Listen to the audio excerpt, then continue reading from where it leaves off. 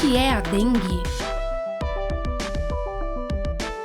Dengue é uma doença causada por um vírus, né? Ou seja, ela é uma virose, como muitas outras, né? E às vezes fica até difícil distinguir de outras viroses comuns que acontecem no dia a dia das pessoas. Ela tem algumas particularidades, né? É uma doença que é sempre transmitida através de picada de um mosquito que se chama Aedes aegypti, né? Costuma ser uma doença que demora aí de 7 a 14 dias de estado de doença, né? Na sua grande maioria é uma doença leve, mas ela pode ter complicações graves e até óbito, né? Por isso que ela é um tema tão importante. E ainda em relação à dengue, ela é uma doença de importância mundial, porque praticamente todos os países da faixa equatorial, tropical e subtropical têm riscos de ter epidemias de dengue. Qual é a origem da dengue e como ela chegou até o Brasil? Bom, a origem da dengue é a África, tá certo? Acredita-se que o vírus tenha se originado na África. E o mosquito, que é o principal agente de contaminação da dengue, o Aedes aegypti, ele chama assim porque ele veio do Egito. Esse aegypti é porque ele veio do Egito, né? E acredita-se que ele saiu daquela região do Egito, ganhou outras regiões da África e a partir daí se distribuiu para a Europa, para a Ásia e para as Américas através dos tráficos de escravos ainda nos séculos 16 e 17 e um pouquinho do 18, né? Com isso o mosquito se propagou para praticamente todo mundo e devagarzinho pessoas foram infectadas, saíram de um lugar para o outro e foram levando também o vírus, né? E ela passou a ser um problema de saúde mundial a partir da Segunda Guerra Mundial. Quais são os tipos de vírus da dengue? Então, essa é uma pergunta muito boa, né? Porque as pessoas podem pegar mais de uma dengue. Existem 4 subtipos de dengue, tá? Que singelamente são chamados de subtipo 1, 2, 3 e 4, tá? O fato de você ter tido uma dengue por um subtipo temporariamente protege você de ter uma dengue por um outro subtipo, né? Mas isso é só por um período curto de tempo, né? Então, depois, passado algum tempo, alguns meses, você pode pegar uma outra dengue por um outro subtipo. Então, é possível pegar até 4 vezes dengue, né? Por cada um dos subtipos. Como ocorre a transmissão da dengue? A transmissão da dengue ocorre única e exclusivamente através da picada do mosquito, que no caso do Brasil é o mosquito Aedes aegypti, que é um mosquito que está amplamente distribuído em todos os estados do Brasil, né? E em praticamente todas as cidades do Brasil. Então, essa é uma questão de saúde pública para o Brasil muito importante. Nós estamos numa situação assim muito delicada e nós vamos conviver com a dengue ainda por muitos anos. E o papel da população aí em relação a cuidados com a dengue é muito importante. Quais são os sintomas da dengue? Bom, a dengue é uma doença viral febril aguda, né? Então, os principais sintomas da dengue são febre, geralmente acima de 38, 38,5, muita dor no corpo, né? Tanto que em alguns lugares ela é chamada de febre quebra-ossos, né? Porque a pessoa tem a sensação de que passou por uma máquina de moer carne. uma dor retroocular e uma dor de cabeça importante. Também é comum acontecer, nos casos de dengue clássica, dor de cabeça importante e vômitos, além de um rash. O rash quer dizer assim, erupções cutâneas, manchinhas vermelhas no corpo, que costuma acontecer em até 60% dos casos de dengue. Quais são as fases da dengue? As fases da dengue a gente pode dividir em fase da febre dengue, tá certo? Uma fase que pode ser chamada de fase crítica e uma fase de convalescência, né? A fase da febre da dengue costuma durar de 3 a 5 dias, né? E na grande maioria das vezes ela já emenda com a fase de convalescência. A maior parte das pessoas, 99, alguma coisa por cento das pessoas, não passa pela fase crítica, né? A fase crítica da dengue pode acontecer depois dessa fase de febre, né? E aí surgem os sinais de alerta, que aquela dengue pode se tornar uma dengue grave, né? Que são permanência excessiva dos vômitos, letargia, que é uma perda muito grande de energia, falta de ar, um pouco de sonolência. Todos esses são sinais de que a dengue pode estar evoluindo para um caso de dengue mais grave, né? A maior parte das pessoas não tem isso, a maior parte das pessoas pulam dessa fase febril direto para a fase de convalescência, né? Depois de resolvido o quadro, na fase de convalescência, às vezes dá até um pouco de coceira no corpo. É comum as pessoas serem acometidas por um cansaço importante, que podem demorar, às vezes, até semanas para passar. Quais são as complicações da dengue? A dengue, como eu disse já anteriormente, é uma doença que, na grande maioria das vezes, evolui bem, né? Mas, em uma pequena fração dos casos, ela pode complicar inclusive com óbito, né? Existe aproximadamente um óbito para cada 1000 casos de dengue, tá? Então é uma mortalidade baixa, mas quando se tem um universo muito grande de casos, né? No Brasil, esse ano já teve, se não me engano, acho que 1.400.000 casos, então os casos de óbito acabam ficando mais evidentes e são noticiados na televisão, até com alguma frequência, né? Então, assim, o óbito seria a complicação mais dramática, mas também pode ter inflamação do coração, chamada miocardite, pode também ter insuficiência renal, que em geral é revertida, né? E pode ter também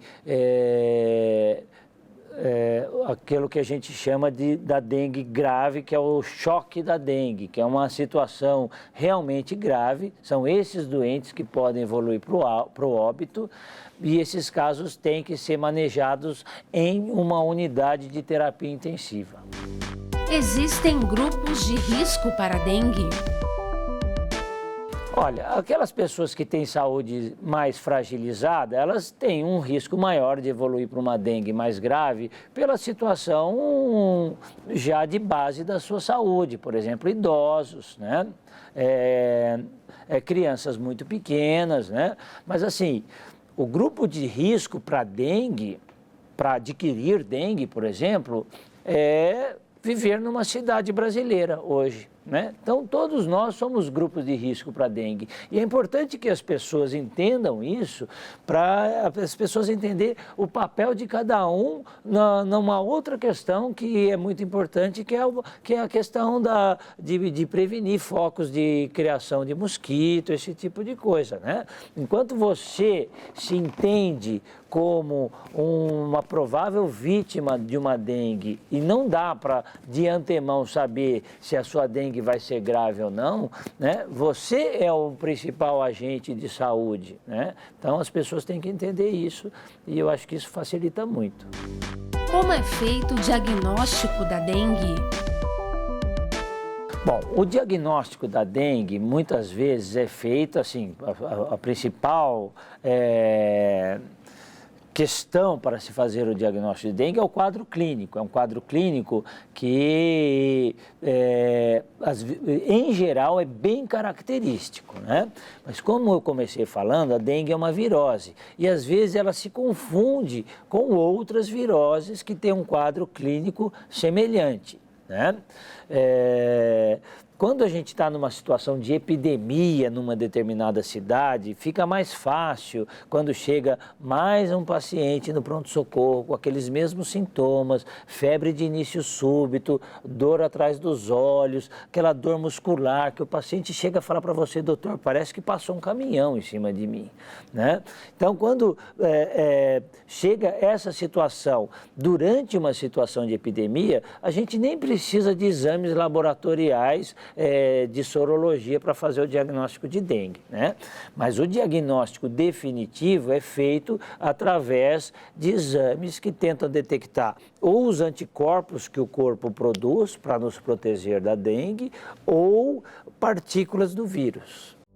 Como é feito o tratamento da dengue? Bom, o tratamento da dengue, ele é feito de maneira suportiva. O que quer dizer isso? A gente não tem um remédio que vai lá e mata o vírus, um remédio específico para o vírus da dengue, não existe isso, né? Então, a gente trata os sintomas. Naqueles pacientes com muita dor, a gente procura dar analgésicos, que tem que ser analgésicos. Alguns analgésicos não tem problema de serem utilizados durante a dengue, outros tipos de analgésicos devem ser evitados, então não é aconselhável que uma pessoa se automedique numa situação de suspeita de dengue, né? Naqueles casos de dengue que pode evoluir de uma maneira mais grave, é importante, é muito importante, por sinal, a questão da hidratação, né? Pacientes que conseguem se hidratar bem, seja por via oral ou eventualmente até por via intravenosa, a gente consegue melhorar muito o prognóstico dos casos de dengue que podem evoluir mal, né? E naqueles casos que, a despeito de todo o tratamento, hidratação e medicações sintomáticas, ainda assim evoluem mal, eles precisam ser observados dentro de uma unidade de terapia intensiva. Existe vacina para a dengue? Existe sim uma vacina para dengue, tá?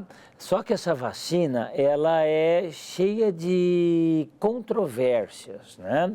Ela é uma vacina que, inclusive, ela foi descontinuada como uma medida de saúde pública, porque foram descritos casos que ela pode até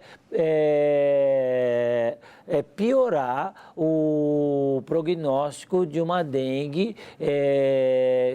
caso a pessoa tenha recebido a vacina, né? É uma coisa muito paradoxal, muito estranha, uma vacina que é feita para proteger da doença e eventualmente pode estar associado a casos de evolução mais grave. Mas essa é uma peculiaridade da dengue, porque nós estamos falando em 4 subtipos de vírus, né? Então a vacina, ela, apesar desses 4 subtipos de vírus serem intimamente relacionados, a vacina tem que dar conta desses 4 subtipos. E essa combinação de fatores faz com que essa vacina atual não seja ainda a solução definitiva, né? Por coincidência, nesse assunto, existe uma vacina sendo desenvolvida por pesquisadores brasileiros, inclusive, no Instituto Butantan, e que parece que vai resolver essas questões dessa vacina atual. né? Então, existe esperança para que uma vacina realmente efetiva surja nos próximos anos. Quem já teve dengue uma vez pode voltar a ter?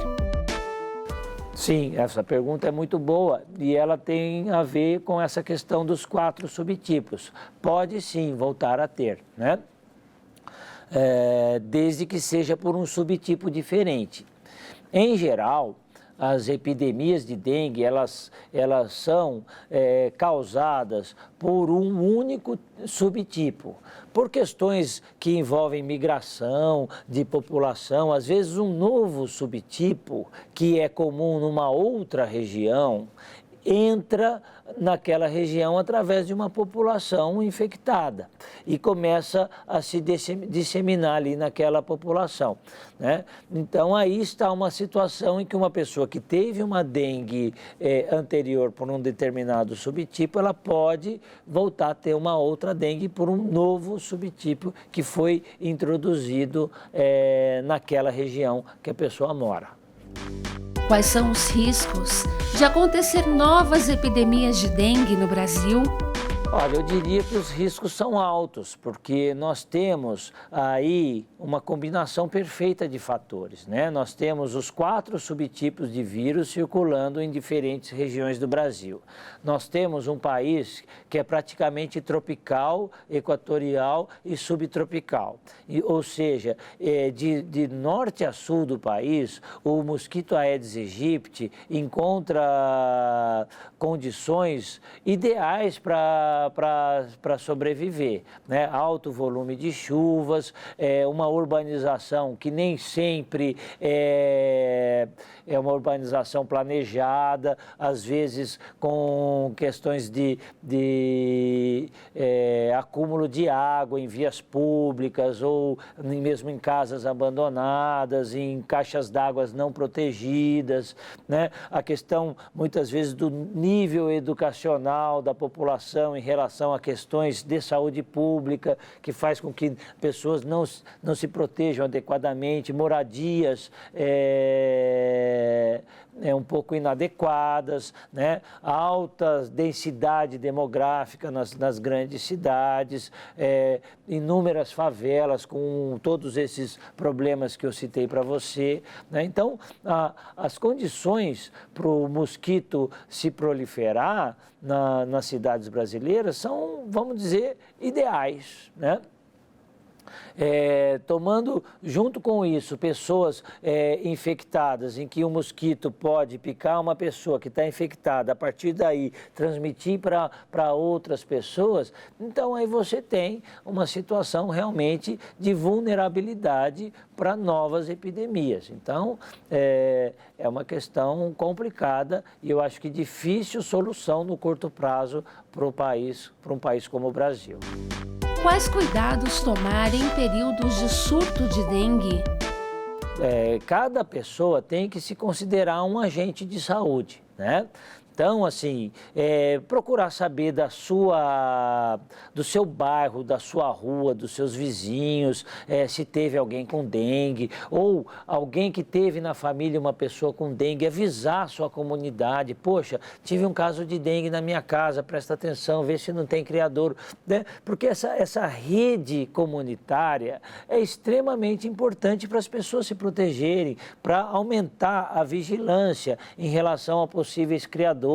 Uma casa abandonada na rua, que pode ter uma piscina abandonada, ou uma calha que esteja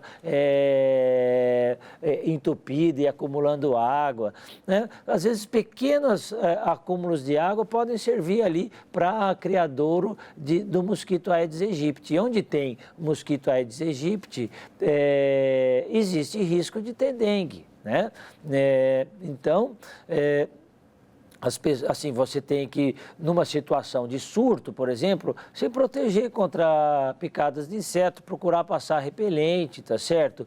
Estar atento de que a questão da dengue é, antes de mais nada, uma questão comunitária. Não é uma questão assim, vou salvar a minha pele. O meu cuidado com a comunidade é que vai fazer com que eu salve a minha pele e também as outras pessoas se protejam, né?